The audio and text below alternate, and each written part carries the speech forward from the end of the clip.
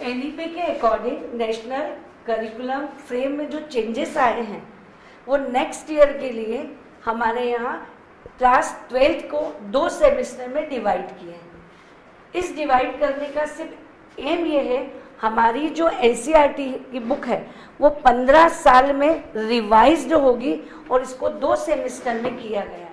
National curriculum framework, ये जो teacher हैं यहाँ पर, एक ट्यूशन ये यहाँ पर चल रही है, कोचिंग क्लास चल रही है, 12th के बच्चे हैं, 11th के बच्चे हैं, ये जो स्टूडेंट हैं वो ये समझ रहे हैं कि नेशनल करिकुलम फ्रेमवर्क में अब क्या चेंजेस होने वाले हैं आने वाले वक्त में।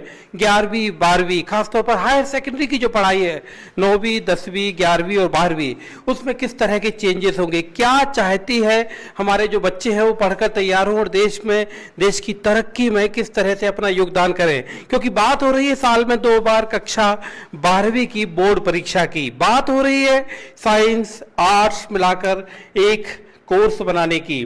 क्योंकि जो नेशनल करिकुलम फ्रेमवर्क है उसमें कक्षा 12वीं की परीक्षा को साल में 2 हिस्सों में, जैसा कि कोरोना के समय किया गया था, और 10वीं 12वीं के नतीजों में जुड़ेंगे पिछली कक्षाओं के नंबर, यानी आपका ओवरऑल असेसमेंट होगा। तो इस सब पे बातचीत करने के लिए इस वक्त हम भोपाल में इस कोचिंग क्लास में है। कोचिंग क्लास की सबसे पहले हम टीचर से पूछेंगे, जिस करिकुलम की बात हो रही है इसमें मोटे तौर पर आपको सबसे पहले क्या क्या चीज़ें अपील कर रही हैं?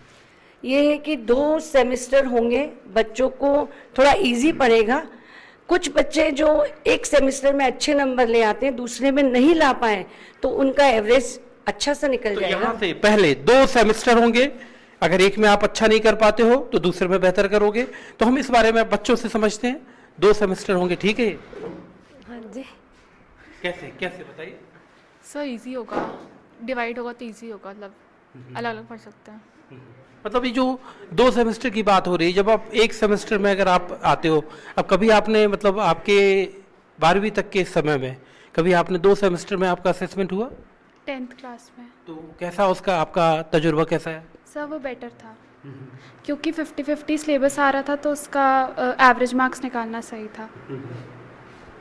और 2 पार्ट में डिवाइड हो गया था, तो इससे कॉन्फिडेंस लेवल भी बढ़ गया था कि हमारे पास 2 अपॉर्चुनिटीज़ हैं स्कोर करने के लिए। तो इससे हमें बहुत बेनिफिट मिला था, क्योंकि सिलेबस भी आधा हो गया था और ऊपर से हम लोगों के पास चांस भी था कि अच्छा स्कोर करें हम फाइनल में, अच्छा स्कोर करें, कॉन्फिडेंस लेवल। क्योंकि जो इम्तिहान होता है, इम्तिहान में आपकी पढ़ाई से ज़्यादा कहते हैं कि अगर आपके पास कॉन्फिडेंस है तो आप आधी लड़ाई जीत जाते हो। अच्छा कॉन्फिडेंस है तो कहते हैं ना कि well beginning is half done, मतलब अच्छे कॉन्फिडेंस के साथ अगर शुरुआत हो जाए तो आधी लड़ाई तो आपने जीत ली। यानी 2 सेमेस्टर की बात होगी तो आप क्या कहेंगे? 2 सेमेस्टर होंगे तो फॉर एग्जांपल कि अपना पहले एक सेमेस्टर ख़राब हो गया तो अपने पास चांस है कि दूसरा सेमेस्टर और अच्छा करके जो एवरेज है अपन उसको हाई कर सकते हैं। चलिए मैम, आपसे मैं दूसरा पॉइंट आप समझूंगा कि ये तो पहला पॉइंट हुआ कि 2 सेमेस्टर को लेकर मैं देख रहा हूँ कि बच्चे कह रहे हैं, सारे स्टूडेंट लगभग एक ही बात कह रहे हैं कि हाँ इससे फायदा होगा।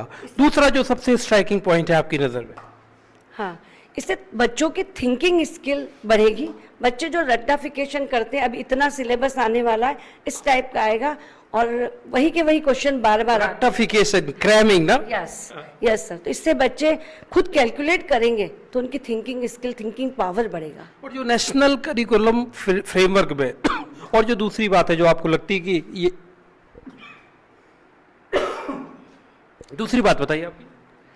सर इससे क्या है, वही एक बच्चों ने अभी जो बताया, आप किसी कारणवश बच्चों ने यहाँ पे अच्छे पेपर नहीं दिए, कम मार्क्स हैं, तो उनको चांस मिलता है कि वो अगली बार उसको प्रिपेयर करके उसका और दूसरा फीचर जो आपकी नज़र में आया, नेशनल करिकुलम फ्रेमवर्क ने जो सजेशन दिए हैं, रिकमेंडेशन है, उसका दूसरा वजह से बात हो रही है कि ओवरऑल असेसमेंट की। ओवरऑल असेसमेंट अच्छा होगा, बच्चे के पावर, थिंकिंग पावर बढ़ेगा, बच्चे थोड़ा डीप में जाके उसको पढ़ाई करेंगे। तो अब ये बात हो रही है 10वीं और 12वीं के नतीजों में आपकी पिछली कक्षाओं के नंबर, इस बारे में हम पूछ रहे हैं आपसे, ये ठीक बात है? सर फर्स्ट ऑफ ऑल जो ये अभी कर रहे हैं वो लोग चेंजेस, तो उसमें ही बहुत बर्डन तो कम हो जाएगा, बट एमसीक्यू बहुत टाइम टेकिंग है, बहुत टाइम कंज्यूमिंग है, तो उसमें बहुत प्रॉब्लम होती है सॉल्व करने में। अच्छा, सो मेरे हिसाब से तो सही नहीं ये है। पिछली कक्षाओं के नंबर, मतलब आपको क्या लगता है कि मतलब मान लो आपने पहले कभी किसी वजह से आप तबीयत खराब हो गई, कुछ हो गई, तो मतलब ये आपको क्या लगता है कि ओवरऑल असेसमेंट में अच्छा है या बुरा है? सर ठीक ठाक है, नहीं सर, थोड़ा ठीक है क्योंकि अगर टर्म 1 और टर्म 2 मतलब अगर टर्म 1 में सही नहीं करा तो टर्म 2 में कर सकते हैं ना। ये पिछली कक्षाओं की जो नंबर जोड़ने की बात हो रही है, मैं ये समझना चाहता हूँ आपसे कि जो पिछली कक्षाओं के नंबर जोड़ेंगे ये ठीक है? वो ट्वेल्थ अभी हमारे लिए सही नहीं है ना, बाकी के लिए सही है, आगे के लिए। तो आपको अफसोस हो रहा है? जी। आपका ओवरऑल असेसमेंट बताइए मुझे। कब का? 11th का। हाँ, नहीं तो मतलब 10th और 12th में बात हो रही है कि 10th और 12th में नंबर जोड़ेंगे। आपको अगर मान लो ऐसा होता आपके साथ कि आपके पुरानी कक्षाओं के नंबर अगर जोड़े जाते तो आपकी नज़र में आपका खुद का असेसमेंट क्या होता आज 12th में? बढ़िया होता है। कितना परसेंटेज? 80 अबव। 80 अबव। तो देखिए इनका कहना है कि अगर इनका ओवरऑल असेसमेंट हुआ होता तो ये कह रहे हैं कि 80% से ऊपर आते, लेकिन अभी इन्होंने अपने किसी भी असेसमेंट में हमको 80% से ऊपर नहीं बताया। चलिए आप ये जो ओवरऑल असेसमेंट है आप क्या सोचते हैं? ओवरऑल असेसमेंट का कॉन्सेप्ट अच्छा है, लेकिन इसमें जैसे 10th में 9th के मार्क्स नहीं लेने चाहिए और 12th में 11th के नहीं, क्योंकि 9th और 11th एक ऐसी क्लास है जहाँ पे बच्चे अपने सब्जेक्ट चेंज करते हैं, तो उन्हें एब्जॉर्ब करने में, सब्जेक्ट को समझने में थोड़ा टाइम लगता है।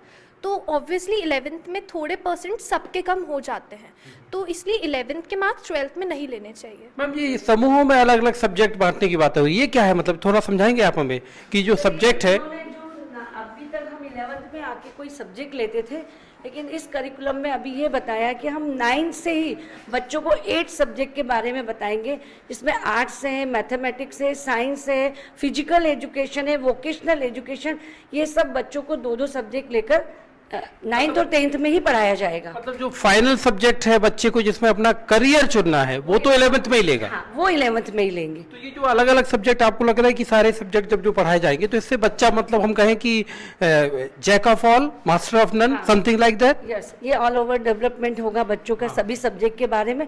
फिर आगे जाके उसको जो सब्जेक्ट चुनना है उसमें इजी पड़ेगा, क्योंकि वो बेसिक पढ़ के आएगा वहाँ से, इसलिए बेसिक पढ़ के आएगा। तो ये जो इस वाली चीज को आप लोग समझ पाए ना, इस बात को आप समझ पाए कैसा होगा? सर तो बेसिक के हिसाब से, बट स्टिल हम बेसिक जब तक क्लियर करें और उसको हम पहले से ऐड अप का हमारे पास अनाउंसमेंट आ जाएगा कि पहले वाला आपका ऐड होना है, तो वो फिर हमारे लिए थोड़ा सा कॉन्फिडेंस लेवल कम हो जाएगी उससे। सर मैं आपसे एक चीज़ समझूंगा कि ये जो सब्जेक्ट वाली बात है इसको, क्योंकि मैं देख रहा हूँ कि बच्चों के मन में भी उतनी क्लैरिटी मुझे समझ में आ नहीं रही है। नहीं, इसमें बड़ा सिंपल सिस्टम कर दिया है सरकार ने कि बच्चे को 9th और 10th एक खंड बना दिया और 11th और 12th एक खंड बना दिया। 9-10 में बच्चा सब कुछ पढ़ेगा तो उसको सारे विषय की जानकारी होगी। अभी तक क्या होता था कि वो साइंस सोच लेता था तो साइंस में इंटरेस्ट लेता। सब कुछ से आप मतलब है कि ह्यूमैनिटीज भी पढ़ेगा, मैथमेटिक्स भी पढ़ेगा, कंप्यूटिंग भी पढ़ेगा, इसके साथ वोकेशनल एजुकेशन भी पढ़ेगा, फिजिकल एजुकेशन पढ़ेगा, आर्ट्स एजुकेशन पढ़ेगा, सोशल साइंस पढ़ेगा, इंटर डिसिप्लिनरी सब्जेक्ट पढ़ेगा। तो इतनी चीजें मतलब थोड़ा ज्यादा नहीं लग रही? नहीं, ज्यादा नहीं है बच्चे के साथ ये चीजें। अपने को लगता है कोर्स ज्यादा। देखिए आप 4 साल में पढ़ा रहे हैं बच्चे को, 9-10 में वो ये सारी चीजें पढ़ रहा है, इसमें स्पेशलाइजेशन नहीं करना है उसको। स्पेशलाइजेशन तो उसको कब करना है? 11th और 12th के अंदर। टच एंड गो नहीं, टच एंड गो नहीं है ये। असल में क्या हो रहा है, अभी हमारी समस्या ये होती है कि जो बच्चा कॉमर्स ले लेता है उसको साइंस की कोई समझ नहीं होती, ह्यूमैनिटीज की समझ नहीं होती, सोशल साइंस की समझ नहीं होती। मतलब जो मेरी नॉलेज है कि अगर कॉमर्स पढ़ना है, इकोनॉमिक्स पढ़ना है, तो आपको मैथमेटिक्स की नॉलेज भी एक लेवल की होनी चाहिए। हमारे को अब हमारे साथ समस्या क्या हो रही है, बच्चा अपनी फील्ड को तो समझने लगा है, बाकी चीज़ों में वो जीरो हो जाता है।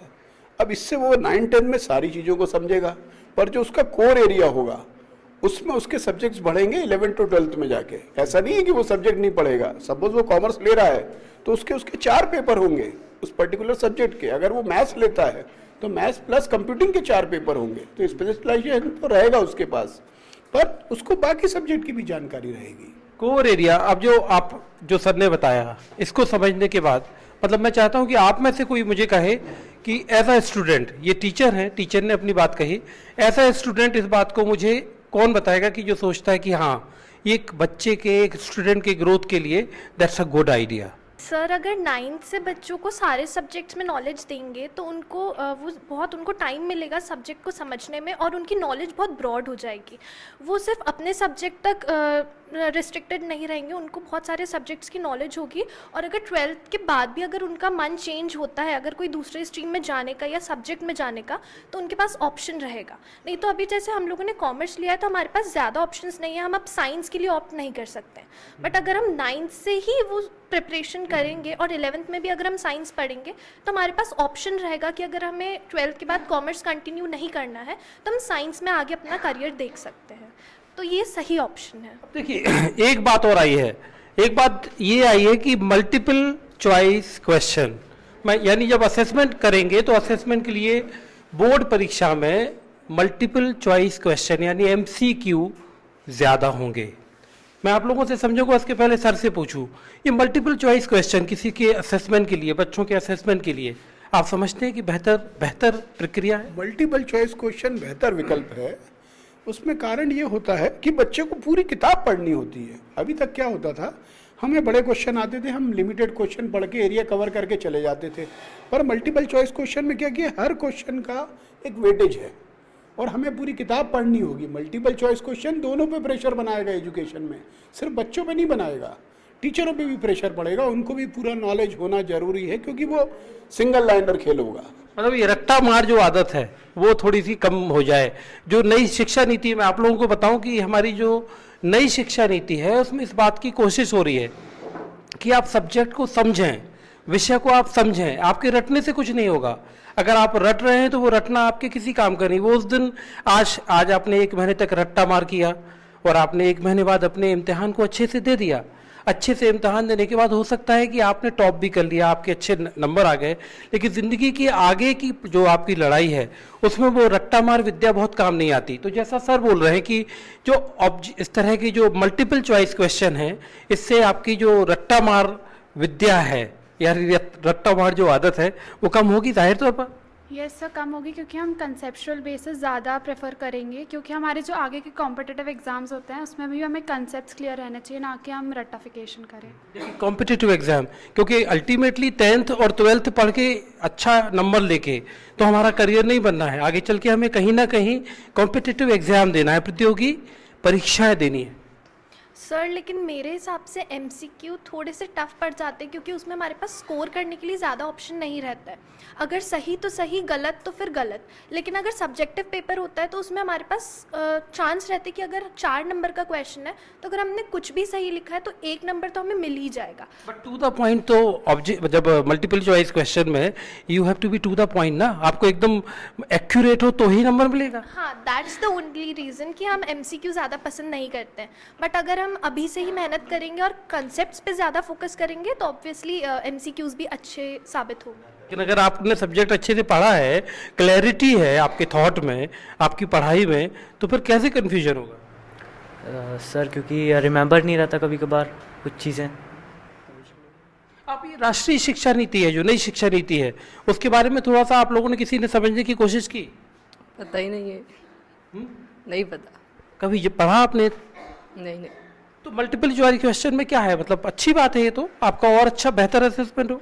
सर नहीं सर, वो डिपेंड अपन पे करता है ना कि किस तरीके से। अगर अपन MCQs ही रखेंगे तो बच्चे तो तुक्का मारेंगे, कुछ तो पढ़ेंगे नहीं। और अगर सब्जेक्टिव पेपर होगा तो बच्चे को पढ़ना पड़ेगा, क्योंकि पढ़ने से लिखा जाएगा। तुक्के में तो फिर बच्चे कुछ पढ़ेंगे भी नहीं और तुक्के मार के आ जाएंगे, तो ये तो बेकार बात है। देखिए सर, ये तुक्के मार के आ जाएंगे, ये मैं आपको इस क्लैरिटी लूँगा कि अगर क्या मल्टीपल चॉइस क्वेश्चन में इस तरह की बात होती है कि सिर्फ तुक्के मार के कोई अपनी सक्सेस, कामयाबी हासिल कर सकता है? ये मल्टीपल चॉइस क्वेश्चन में ये बच्चे सोचते हैं ऐसा कि तुक्का लगा दिया, वो तुक्का काम नहीं करता। देखिए 4 ऑप्शंस हैं, रिस्क फैक्टर बढ़ जाता है।